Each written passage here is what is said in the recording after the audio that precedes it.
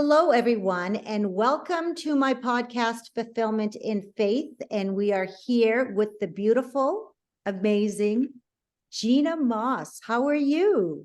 I'm doing awesome. I'm doing great. Great. Okay, so Gina, you have got an absolutely amazing story, and I'm very excited for the audience to hear your story because it's very touching, very inspirational. And to see, your whole journey and to where you are now, you have become quite the mentor, and your journey in that area is really starting to excel. And so I want you to tell everybody where you are from, and then from there, go right into your story. All right. So, as wonderful Shannon introduced me, I am Gina Maas. I actually live in Wisconsin in the Milwaukee area. Been here for many, many years, over 30 years. And I am married. I've been married for quite a long time too. And I have a 19-year-old daughter who just graduated from high school. It has been such an amazing journey, especially more awakening for me over the last, I would say, 4 years, where I just kind of like broke free from things that were holding me back from being and living my full potential, living out my full life's dream, what I wanted to do, how I want to live my life, not stuck, feeling like I can't do anything, that I couldn't do anything. So I want to just kind of set the stage a little and then bring you to where I am now. So, I grew up amazing family in a little town about 20 minutes from where I live now. My parents are still together. They still live in the same house I grew up with, and they've been married for over 54, 55 years. And it was a wonderful upbringing, but I knew from early on, and some things I just realized about myself. There was some things that happened to me that caused me to act in certain ways that really kind of were self-detrimental. And so for me growing up, I was like, okay, this is great. I'm doing good. I excelled in school, but I really was longing for meaningful relationships, especially when I started dating.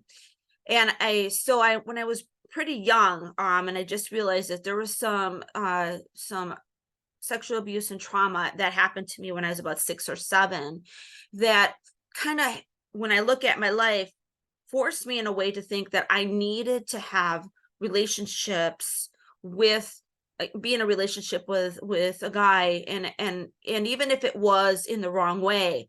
And I remember in like about 5th or 6th grade that I was like, oh my gosh, I really like this guy, and then he turned me down because he dated my best friend instead. And that kind of sent me like, okay, that must mean that something's really wrong with me. You know how we kind of go through those as young girls sometimes, where we think something's wrong. Why don't they like me? Why do they like my friend?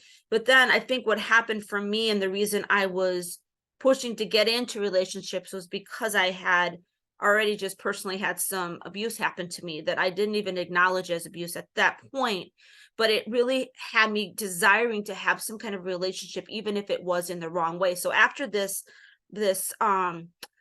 happened to me with this guy that turned me down, I started looking for other relationships, and I started dating pretty young, probably when I was like 12, 13, 14. And I got into a relationship with a guy that was older than me that was abusive too.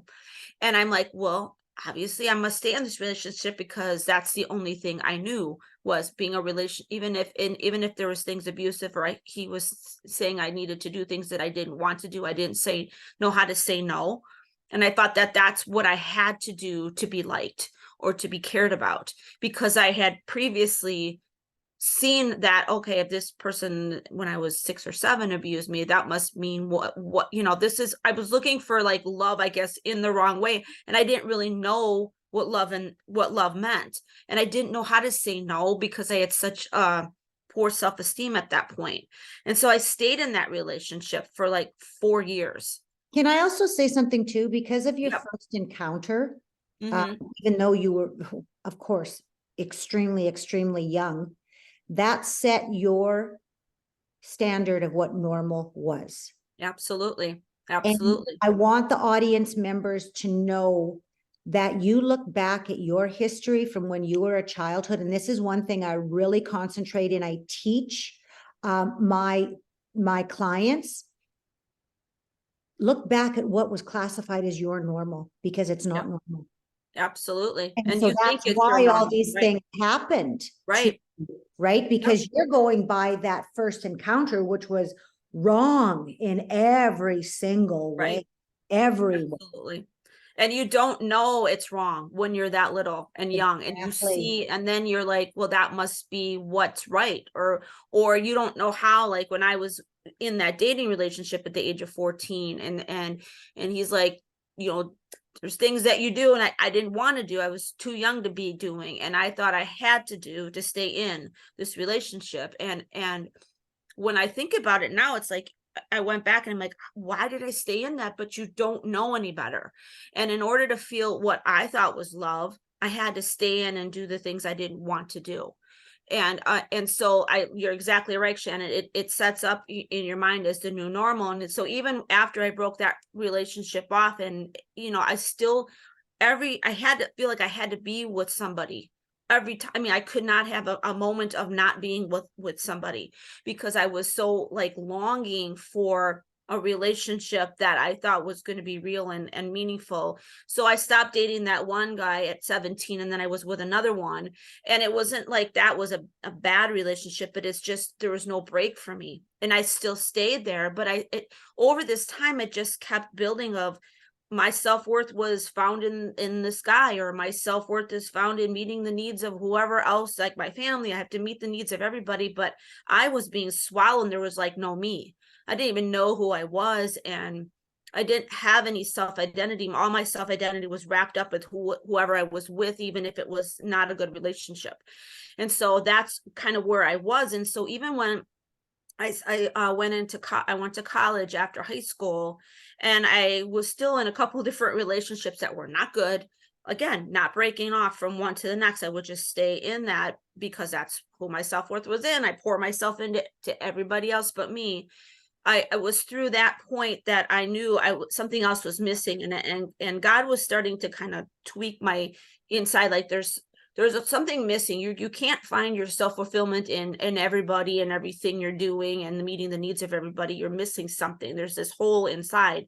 And so I ended up meeting my now husband while I was in college, and he led me to the Lord. And I thought, well, this is going to be great. I'm going to get married. Everything is going to be fine. I have the Lord now. I've got a faith, I've got strong faith in God. That's going to change everything. But it didn't, because I still poured myself into my husband. I poured myself into school. I poured myself into work. I poured myself into everybody. But there was still not a sense of who I was, really who I was. And yes, I knew the Lord. Yes, I knew he loved me, but that wasn't enough really, because I still was missing who the essence of Gina was. I still didn't know that.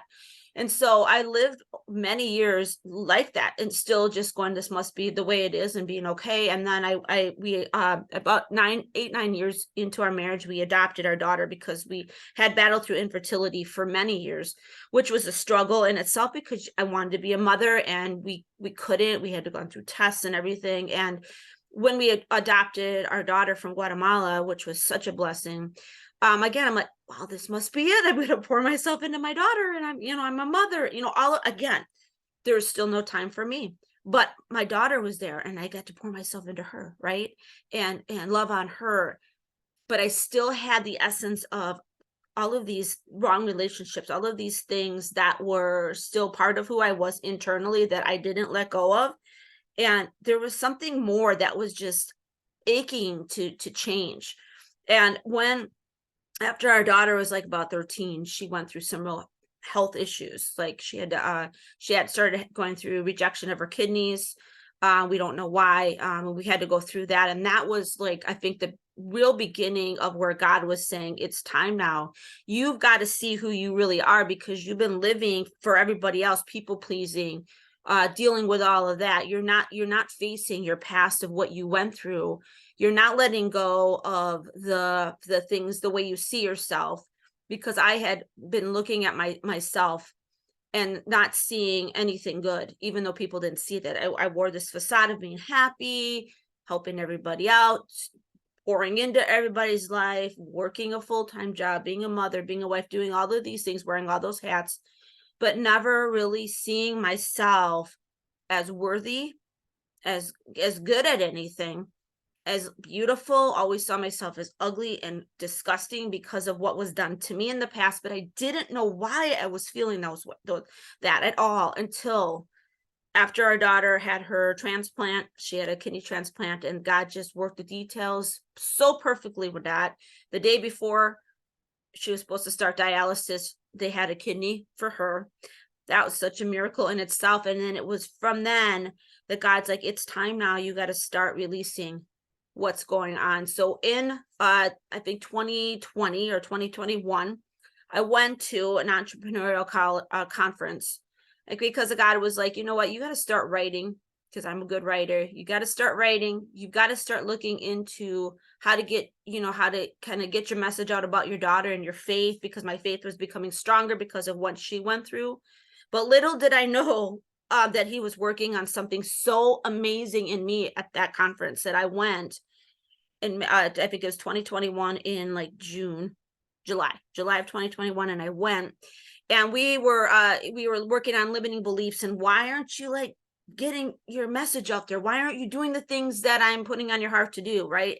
So we were forced to like take a picture of ourselves and like stare at our faces and look at ourselves for like 5 minutes. And like I told you, I would, and maybe I didn't say it yet, I would look at myself in the mirror every day and say, you're ugly, you're fat, you're worthless.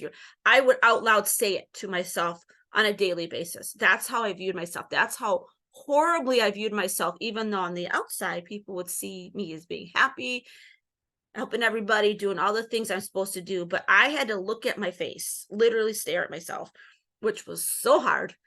And I looked at it and I saw like every wrinkle, every like my eyes, I saw it. But I love my eyes because I'm like, oh, my eyes are blue. At least I could see something redeemable about myself, even though I didn't want to. But it forced me to see what was behind all of that. When you're forced to look at yourself to see really who you are, that was really what the essence of that exercise was about. And at that time, we were also supposed to think of a limiting belief we wanted to break free from, so that we could actually move forward in what God's calling us to do, right? Because God was calling me to do something, I just didn't know what it was. And so I'm like, I don't know what to write on my board. And after I looked at my face and looked at what was behind my eyes, and God was like, you know what? You need to write the word trauma on your board. You need to write it. So I'm like, that's the answer. Because I hadn't faced what had happened to me in the past. In fact, I let it build up so much that is how I saw myself.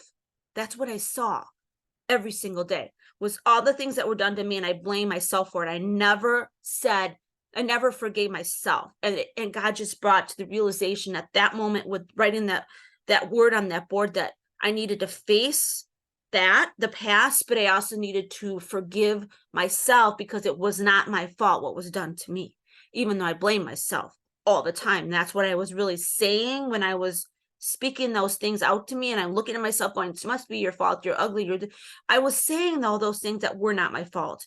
So I wrote trauma, and then I got in my group, and you know what? I karate chopped that board, and I broke free from that. And from that day forward, I had not, and still have not, said anything negative to myself at all. In fact, I don't see myself that same way anymore. I mean, do I still struggle with maybe seeing, like, we all, I think, go through this, maybe women more so than men. We see ourselves and we go, I don't like what I get older. I don't like necessarily what I see, but I don't see myself that same way anymore. Mm-hmm. It's changed me from the inside out. In fact, it's allowed me to say, you know what? I'm not taking those lies that the enemy tells me. I'm not taking those lies that other people might say to me. I don't believe that just because I failed at something, that means I'm a failure, or I'm a bad mom because I made a wrong mistake with my daughter, or my husband doesn't like a decision I made. I must be a horrible wife. I used to wear those labels, not anymore. So whenever those arrows come at me, it's gone. It bounces right off. And I live in victory and freedom because I have forgiven myself. And I now see that I need to go help women are dealing with the same thing, that don't know how to forgive themselves, that don't know how to move beyond that pain and trauma in whatever's internally holding them back, those limiting beliefs from being all that God wants them to be. So now I can step fully into that and embrace who God says I am. And so from that point on, I was building and still am building. And now God is just giving me people to work with. In fact, it's shifting a bit from helping women with their with some of these same problems to actually helping with maybe their daughters that are facing those things. So God has just moved me through this, and now I become stronger, and I'm living in that freedom because I'm refusing to let the enemy and anybody else tell me who I am when I know whose I am and I live for him. So that is my story. And I'm just so glad I could share it with you. And I hope it inspired whoever's hearing this, that you don't have to live in that unforgiveness anymore, and you can move beyond that. So I do have a question for you, because a lot of people don't realize the level that you and I are both at, that and they don't understand. There's a point where you get to your healing, and this is all a part of God's work, and you can actually look back at your life and you can really see it for what it is. It's no longer the trauma or the devastation or whatever. You can even go deeper, because what took place, even though you didn't know it at the time, it was actually a gift that was given to you. And right. now, even though it does sound horrible, it really does, but this is how you are helping all of those hundreds of women out there, because you experienced it personally. Right. And you embrace it. I embrace my past, because it's people like us who step up to the plate, who own and take responsibility of our lives, who are willing to put ourselves out there to be vulnerable. Right. Other women. Absolutely. Absolutely. I think it comes from a place of vulnerability and being raw, right? And sharing that if it wasn't for what I've gone through and then facing it and experiencing self-forgiveness, because I think it's, for me, not hard to forgive other people at all. If people do something wrong, I just let it go. I don't hold on to grudges. That's not how I'm wired. Yeah. But for me to forgive myself and to say it was not my fault, these things were done to me. And I carried it as if it were my fault. And I think a lot of people that go through traumatic, abusive situations do that, because there's a lot of guilt and shame that comes with even admitting it, right? Yeah. You have to get to a point where you see who your identity is in. And for me, I had to realize my identity is in Christ, and he does not see me the way I was seeing me. Mhm. And I had to break free from that. That was like a mindset shift for me. I had to do that, because otherwise I would have stayed there living my entire life under self-condemnation, which is not freedom. It's not freedom. You can't live when you're condemning yourself all the time, right? You cannot live free. And I don't want anybody to be living like that. I don't want to see women carrying it like I was. Yeah. And not seeing myself and being able to live the vision that God has put on my heart to live and to share and to do. So And that's the thing for you listeners that are going through, something so traumatic right now. We want you to know that things will get better, but really listen to what we're saying. If you can get past that part of yourself, that feels sorry for themselves, or being in denial totally and completely, and to forgive yourself, to forgive your abuser, to whatever, because this is your life. This is your life. And that is, our advice is huge, because we've been through it. absolutely. Absolutely. You've got to be able to to be able to let go of those. And I'm not saying Yeah. it's going to be easy at all. Oh, I'm not saying it. it's Yeah. not, and it's not meant to be easy, is it? No, no. It's not. And And there's yeah, still times and situations in my life still to this day. I'll be out of sorts or whatever. And because, I'm all about the mindset, personal development. right, And I know who I am. I know that I've got a dominant feeling that I will wake up with every single day. And I'll right, just check on myself. And if I know that things are bothering me or whatever it could possibly be, but I'm not at a happy state, it's like, okay, where is this coming from? Why right, am I feeling like this? right. 99.9% of the time is because I am feeling sorry for myself. Mm-hmm. I feel like I'm a victim. Right, I have that choice to play that role. I right. choose not to play that role. Yep. I choose to take responsibility and ownership of everything that I do. And once I do that, then I can shift my perspective. I Right, can look at things at a totally different way, and then I can create the rest of my day the way that I want to right. create that day. Absolutely. And then from a spiritual standpoint too, when it talks about taking every thought captive, that's exactly what you're saying. It's not always easy, but it's when those thoughts, those self-condemning thoughts come in or wherever, whatever, when you start to feel like those things, you need to say, you know what? No, that's not what I need to be listening to. That's not who I need to be listening to. That's the wrong voice in my head saying those things. I need to remember that and shift it and live, differently. So And I want the audience members to know that this has taken years of training this thought process. Like, yeah, you will not just pick up on that immediately. no, This is me training myself to do this. right, And well, you know exactly what I'm talking about, Gina, for sure. absolutely, And it takes a absolutely. lot of practice. It's a transformation is what it Hmm. is. And so Yep. many people think, oh, well, this is easy to do or whatever. No, it's not easy to do. If Mm-mm. you really want to change your life, this is how we know how to do it. Right. We followed the steps. We practice this on a daily Yep. basis to create the lives Absolutely. that we now have. Absolutely. Yeah. It takes time recognizing the thoughts you have is not easy. It's really not, because we're always getting bombarded with all kinds of thoughts. But when you start to feel like down about something, you need to go, why am I feeling down about that? And you know what I mean? It just takes that kind of thing. But it does, like you said, it takes time. And you've got to be able to look at yourself and be real with yourself and be able to face certain things. And that's what, I had to do. I know you had to do the same. It's like God was like to me, you're not ready to do what I'm truly asking you to do until you have looked at yourself and forgiven yourself and done those things, because then you're whole then, right? You're not whole when you're condemning yourself all the time. You can't be of use to others if that's what you're doing to yourself all the time. You've got to be free of those things so that you can move into the next thing I'm supposed to be doing, or he's asking me to do. So I know now, and since that time I knew, he was like, it's time. You let it go now. It's time. Do what I've asked you to do. You've got this vision that I've given and put on your heart to do. Now I need you to go do it because you're ready.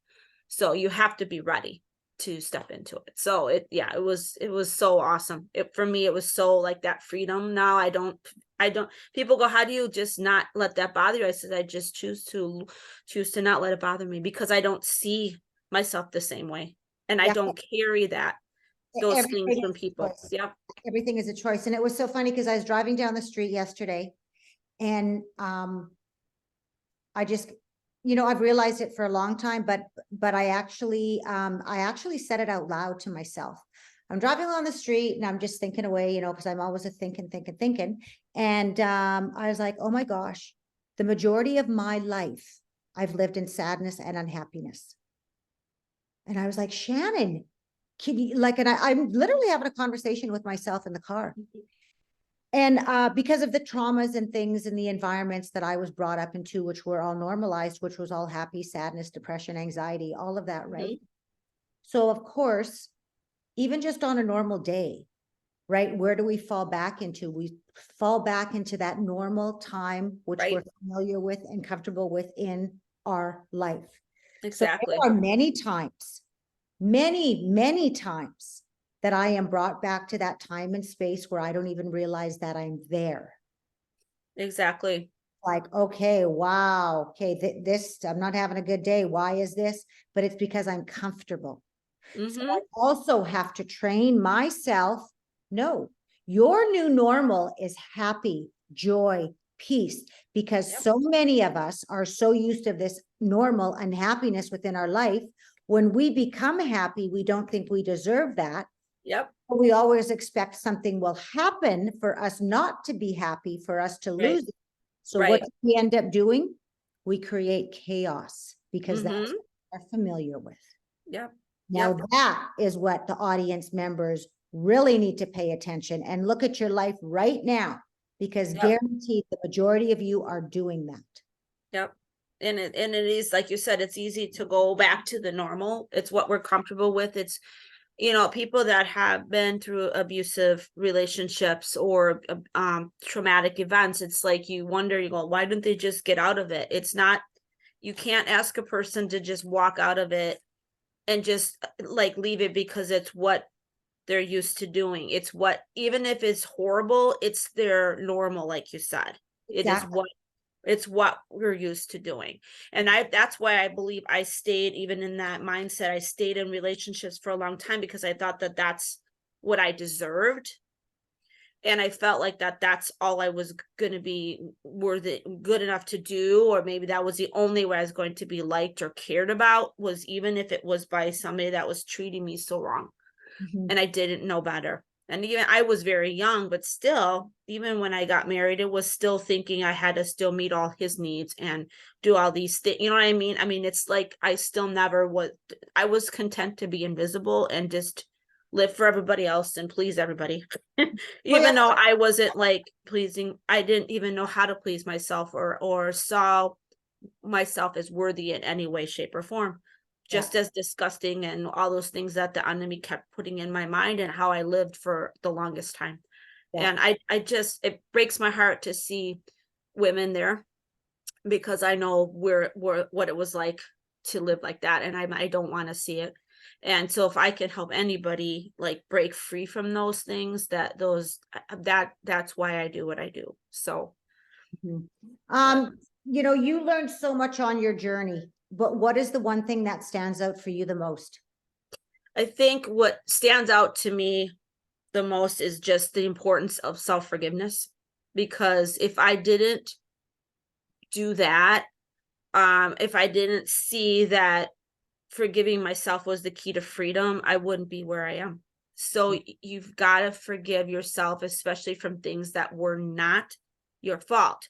You can't hold on to those things that were not your fault. You have to find a way to release those to the Lord. I mean, and it's easier said than done. I mean, that's why I do the coaching I do, is teaching ways to do that, because it's not easy to just go, that it's over. I mean, my experience when I broke free at the conference, still there are still steps I took when I went home, and over time, and speaking affirmations and Bible verses and making it a daily part of who I am. Because if you don't, you can slip back, like you said, into the normal of where you were used to being because it was comfortable, and that's still there, right? That's your past. But you have to forgive yourself, especially for things that were done to you that were not your fault. You have to do that. You have to let that go, or you won't live in freedom, because you'll be holding on to Exactly. those things. You'll be holding on. So So what is the biggest advice you would give somebody that's going through this right now? I would say this. I would say you have to look at where you are and be honest with where you are. I mean, for me, it was actually looking at myself. I looked at myself in my face, and I was forced to stare at me and look at and see who I was, everything. And so you have to be ready. You have to be willing to see who you are truly, and where you are, what you need to face, what you need to do to change, because it starts there. If you're not honest with yourself, you don't even know then what your problems are, right? So for me personally, I would say you have to be willing to be honest with yourself, see where you are, what do you need help with, what's the biggest thing that you want freedom to have freedom, for or from, say freedom from, but to have freedom in. So what do you want freedom in? So you have to look at yourself. What's going on with you? Be real with yourself. And I think that would be where you have to start. So.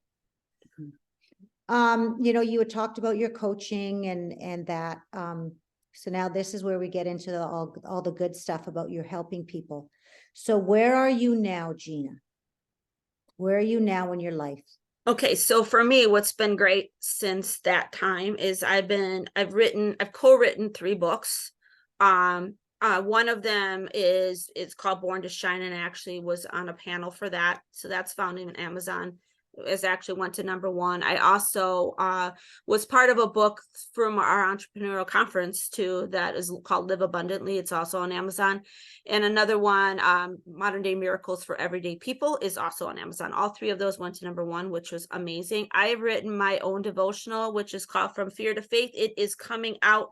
I'm going to try to get it on before Black Friday. If not, it's going to be out in the next couple weeks, but it is my journey with my daughter's kidney disease and how I went from fear and how to, as a mother, and knowing what's our new normal going to be like. How do I walk through this strongly for her? And it from the beginning to the last days, there's 31 days, but you can kind of stretch it out however you want. But it's really my story within my words and within a devotional like a format. And you can also write and journal in it too, which is good. But for me, it's just amazing that it's my book, my soul book that I've written.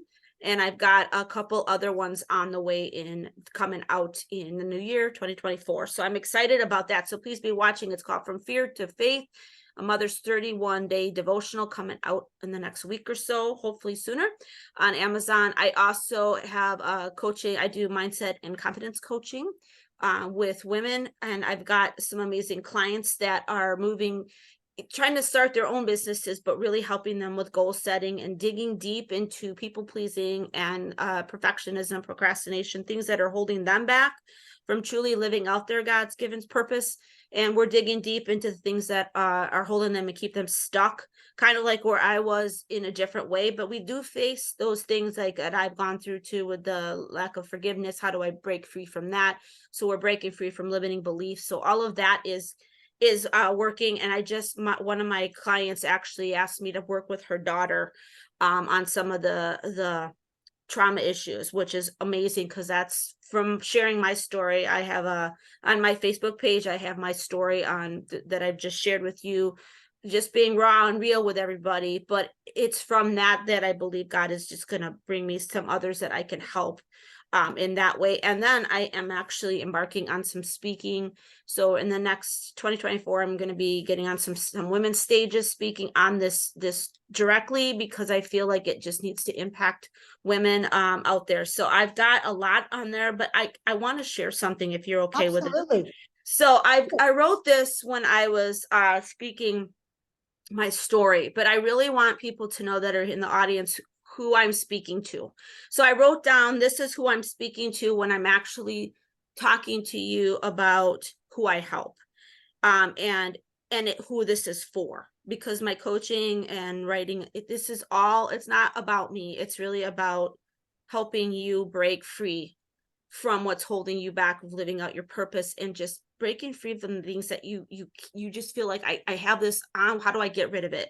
So I'm speaking to you. This is who I'm speaking to I'm going to read it if you're okay with that. Yeah, So to the one who couldn't say no, but desperately wanted to the one who needed to be loved, but looked for it in the wrong way, to the one who didn't know what true love relationships look like, to the one who felt herself worthless and dependent on what she put into a relationship, to the one who was lost because of burying herself in her past hurts and pain, to the one who didn't know how to love herself, to the one who didn't know how to move beyond the pain to self-forgiveness, to the one who was content to be invisible, to the one who convinced herself that other people's needs were always more important than her own, to the one who was so afraid to make mistakes that she didn't take any risks, to the one who thought getting married would solve all her self-esteem issues and self-worth problems because she would find that in someone else, to the one who thought by being a mother, she would find all of her fulfillment and purpose in this, to the one who needed to know that it wasn't her fault that she was sexually abused, to the one who needed to know how to truly let go of all the past trauma and what it was doing to her and forgive herself. And lastly, to the one who didn't know who she was as a daughter of the Most High King until she knew whose she was. So that is who I speak to. That is who I coach. That is what my heart's desire is for, because that is what I learned. And there's so much more. But really, when I penned this, it was like, oh, yes, that's who this is for. Absolutely beautiful. Beautiful. Thank you. Thank you for Thank you. sharing. Is there any final words that you would like to say? Oh, so many things. But guys, I just want you to know this. You are loved. Mm-hmm. You have a purpose. Mm-hmm. You are worthy. You are amazing. And you know what? You need to see it in yourself and get beyond whatever is standing in your way. Be real with who you are and know that you have a purpose out there that is bigger than you. And you have to go about doing it. You cannot live stuck anymore. Yeah. So I'm just encouraging you, if you love what you're hearing, I'm available to talk to. I want to help you. If you know anybody that would benefit from what I do, please connect with me. And I'm going to be sharing that information with Shannon, so she'll have all of it. And yeah, if you love my books too, you'll see the info on that. It really, they're going to be a blessing to so many, and my coaching, obviously, as well as speaking and things like that. So check out my Facebook site, and I'll be sending all of that to Shannon so she can put that with this. But I cannot wait to see, hopefully, how this blesses you. And if you have comments, please let her know and me know. I would love it. So thank you. And everything will be in the podcast notes to get a hold of Gina. So at this time, Gina, I want to say thank you. Thank you so much for sharing all of your wisdom, your inspiration, just absolutely everything. And I want to thank you for being a part of my journey. Thank you so much. I've been blessed, and I feel so blessed that we connected. And thank you to everybody for listening. So